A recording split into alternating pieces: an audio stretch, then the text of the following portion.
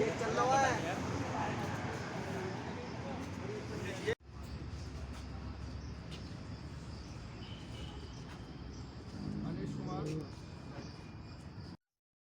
साथियों, आपका स्वागत है हमारे चैनल बीके क्लासेस में। आज मैं बात करूंगा एसएससी जीडी री मेडिकल के बारे में। और आपकी फिजिकल की तैयारी बहुत काफ़ी अच्छे से चल रही होगी।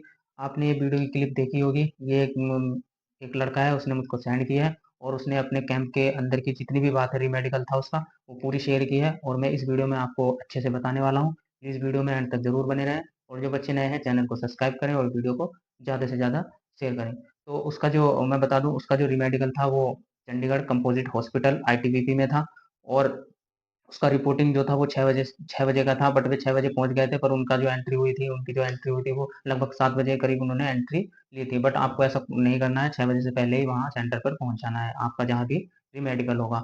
और मैं इस वीडियो में आपको री मेडिकल की बहुत ही मतलब, कुछ बच्चों को डाउट होता है कि पैसे भी चलते हैं या कुछ ऐसा वैसा भी करते हैं। ऐसा कुछ भी नहीं है भाई। उसने पूरी ऑथेंटिक जानकारी दी है मुझको, बहुत ही अच्छे से उसने पूरी जानकारी दी है कि अंदर ऐसा कुछ भी नहीं है। और बोर्ड भी लगा रखा था कि उन्होंने कि पैसों से सावधान, जो भी आपको पैसे लेता हो, मतलब आपसे कहे कि पैसे चलेंगे, वो आप अपनी इंफॉर्मेशन हमें दे सकता है, उसे हम उस पर हम कार्रवाई करेंगे। ऐसा वो मुझसे कह रहा था कि वहाँ बोर्ड भी लगा हुआ था। बट ऐसा तो हर भर्ती में भी लगा के रखते हैं। बट चलो, अगर वहाँ नहीं है तो कोई कोई अच्छी बात है, क्योंकि कुछ कुछ हॉस्पिटलों में ऐसी इन्फॉर्मेशन देखने को मिली है, बच्चों के साथ दिक्कतें हुई हैं। तो अब ज़्यादा लंबी वीडियो ना करते हुए तो मैं आपको रीमेडिकल की सारी बात बताने वाला हूँ। उसके जो बैच में री मेडिकल के लिए जो बंदे पहुंचे थे, वे 24 बंदे पहुंचे थे। और उसमें से क्वालिफाई 21 बंदे पास हुए हैं और डिसक्वालीफाई 3 बंदे हुए हैं। अब देख लो कितना रेशियो है, क्योंकि 80-90 से 95% बंदे पास हो ही जाते हैं री मेडिकल में। क्योंकि बच्चों को लगता है, कुछ बच्चे देने भी नहीं जाते, छोड़ देते हैं कि हम फेल हो जाएंगे। ऐसा कुछ नहीं है। अगर ज़्यादा पॉइंट, अगर तुम्हारे अंदर ज़्यादा ही कमी है तो डिस्क्वालीफाई होंगे, क्योंकि उसने मुझसे बताया है। अब मैं बात करूँगा कि उनकी रिपोर्टिंग 6:30 बजे हो गई थी। अंदर नाम के अकॉर्डिंग उन्होंने रिपोर्टिंग ली थी और उन्हें एक-एक करके अलग-अलग डॉक्टर के पास, जो जिससे री-मेडिकल दिया हुआ था, वो उसके अकॉर्डिंग वहाँ उन्हें लेकर गए थे। बट हाँ, मैं आपको इस वीडियो में ये बताने वाला हूँ, अगर आपका री-मेडिकल है तो 2 या 3 दिन के हिसाब से आप वहाँ जाएँ और अपने पास थोड़ा खाने-पीने का सामान लेकर जाएँ और थोड़े बहुत पैसे अपने पास लेकर जाएँ, क्योंकि 1-2 दिन वहाँ रुकना भी आपको पड़ सकता है। क्योंकि वो 9 तारीख में उसका री-मेडिकल था, तो उसे अगले दिन शाम तक, मतलब कि 2 दिन बाद ही उसे वहाँ से रिलीज़ किया है। और जिसका बीपी है, जिसका जिसका बीपी में पॉइंट है, तो वो तो अपने आप को मान सकता है कि उसके तो 2 दिन लगेंगे ही लगेंगे, क्योंकि वे हॉस्पिटल में वहीं भर्ती कर लेते हैं। कुछ बच्चे ऐसे थे कि जिनका मेजर मतलब माइनर सा पॉइंट था, 1 पॉइंट री-मेडिकल में दे रखा था, तो उसे हाथों हाथ ही वे 1 या 2 बजे तक रिलीज़ कर दे रहे थे, ऐसे भेज रहे थे। जिनका ज़्यादा पॉइंट था, तो डॉक्टर उन्हें बार-बार चेक कर रहे थे और वो वहीं मतलब फिर अगले दिन बुलाने को कह रहे थे या फिर वहीं भर्ती कर ले रहे थे। तो मैं बताऊँ, उस बंदे का जो पॉइंट था वो 3 पॉइंट थे और तीनों पॉइंट क्लियर हो गए हैं और वो फिट बिल्कुल हो गया है। इस वीडियो देखने के बाद री-मेडिकल की वीडियो आपको देखने की कोई ज़रूरत नहीं है, बिल्कुल ही ऑथेंटिक जानकारी है। प्लीज़ चैनल को सब्सक्राइब ज़रूर करें और वीडियो को ज़्यादा से ज़्यादा शेयर करें। आने वाले जो बच्चे हैं उन्हें भी पता लग जाए कि री-मेडिकल में सॉरी क्या हो रहा है। तो उसके 3 पॉइंट थे, एक कान में उसके सॉरी वैक्स वैक्स का पॉइंट था और कैरी एंगल का पॉइंट था और एक पॉइंट उसका था बीपी का। तो उसके तीनों पॉइंट क्लियर थे। और वो बता रहा था कि मेरा जब बीपी नापा था, तो मेरा बीपी घर पर तो नॉर्मली आता था और वहाँ जो बीपी नापा था वहाँ फिर हाई आ रहा था, और जब मेडिकल हुआ था मेरा, वहाँ भी हाई आ रहा था। तो उन्होंने बीपी में उन्हें उसे क्या कहना भर्ती कर लिया था। और उसका कैरी एंगल में जो लेफ्ट हैंड था उसमें 18 डिग्री का उन्होंने दे रखा था और राइट हैंड में 20 डिग्री का दे रखा था। तो उसने एक ही हाथ नापा, उन्होंने कह रहा था कि मेरा एक ही हाथ नापा, और उन्होंने फोटो वोटो खींचे और मुझे मतलब कह दिया। वहाँ बता नहीं रहा है कि तुम पास हो या फेल हो, मतलब हाथों हाथ भी बताने के नहीं। बाद में आपको पता चलेगा कि हाँ आप फेल हो या पास हो। कह देंगे कि आप फिट हो तो चले जाओ, अगर अनफिट हो तो तुम्हें स्लिप दे देंगे कि इस चीज में आपको बाहर कर दिया है। तो वो कैरी एंगल में उसका नापा और फिर उसके बाद उसका कान नापा। तो कान वाले डॉक्टर के पास गया तो कान में उसने कहा कि आपके छेद है या नहीं है।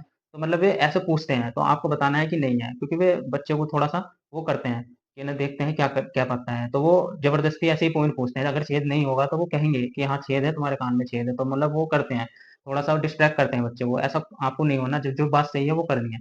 बट उसके कान में वैक्स था, तो उसने देखकर ये नहीं बताया कि आप फेल हो या पास हो। बाद में उसे पता चला अगले दिन कि हाँ मैं पास हूँ।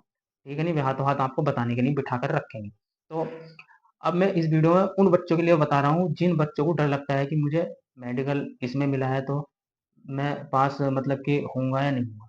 देखो, सबसे पहले मैं बात करूंगा कि सबसे ज़्यादा बच्चों को जो मेडिकल मिलता है वो तो एक आंख में मिलता है और कान में मिलता है और कैरी एंगल और नोकनी वगैरह में मिलता है और पाइल्स पाइल्स में भी मिलता है, मतलब लगभग कुछ डॉक्टर तो बीपी में भी, बहुत सारे बच्चे हैं जिन्हें बीपी में भी मेडिकल दिया है, और कहीं-कहीं सेंटरों पे तो ऐसा भी है बीपी नापा भी नहीं है। तो वो तो चलो किस्मत की बात है।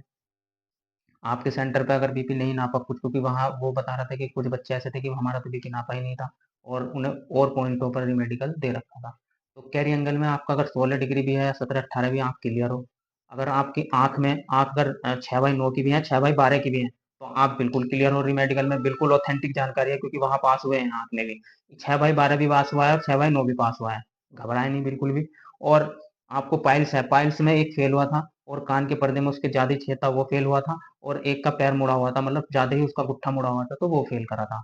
तो अगर जिसके अंदर ज़्यादा ही, मतलब ज़्यादा ही दिक्कत है, तो उसे ही फेल करेंगे। पर आपको लगता है कि हाँ, हमारी ज़्यादा, मतलब कि ज़्यादा पॉइंट है, मतलब कान के पर्दे में ज़्यादा बड़ा छेद है, या मतलब कि ज़्यादा ही वो है, तो आप जाओ, री-मेडिकल देने जाओ, क्योंकि किस्मत का कुछ नहीं पता कब क्या हो जाए, ठीक है नहीं? मैं ये नहीं कहूँगा कि तुम ज़्यादा वो है तो तुम मत जाना, नहीं, जाना, क्योंकि क्या पता डॉक्टर ठीक-ठाक हो, क्योंकि बीमारी कुछ ऐसी भी होती है ना, तो आप ऑटोमेटिक सही भी हो जाती हैं।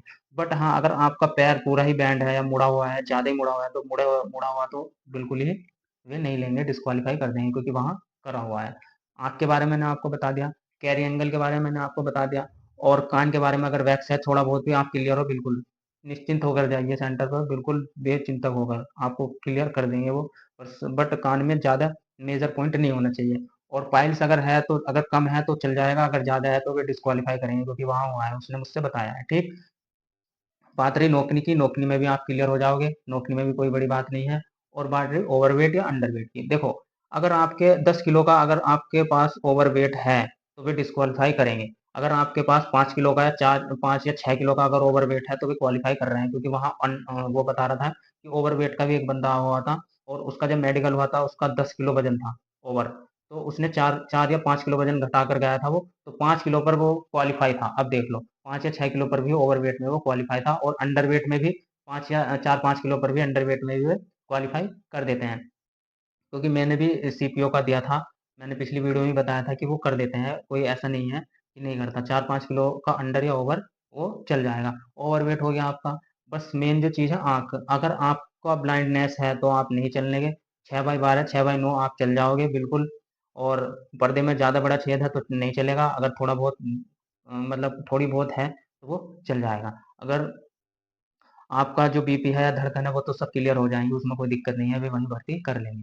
तो अगर आपको वीडियो सही लगी तो वीडियो को शेयर करें और चैनल को सब्सक्राइब करें। अगर आपको कोई दिक्कत है तो कमेंट आप लिख सकते हैं, और यही आपको मुझे बताना था।